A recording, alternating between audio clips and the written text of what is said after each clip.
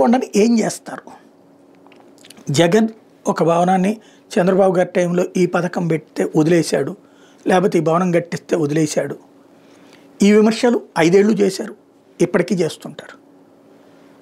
కేవలం 450 కోట్లతో కేవలం దాదాపు 7 భవనాలు ఒక కొండ పైన చెక్కి నీట్గా రోడ్లేసి గార్డెన్స్ కట్టి అద్భుతమైనటువంటిది. ఓ రాజధానికి కావాల్సిన అన్ని లక్షణాలు ఉన్నాయి అందులో. ట్రాఫిక్ అనుగుణంగా కట్టబడ్డది, భవిష్యత్ అవసరాలకు అనుగుణంగా కట్టబడింది. విశాఖ అనేది మేజర్ సెంటర్ భారతదేశంలో. ఆంధ్రప్రదేశ్కి ఇవాళ అదే హైయెస్ట్ ఫైనాన్షియల్ సెంటర్.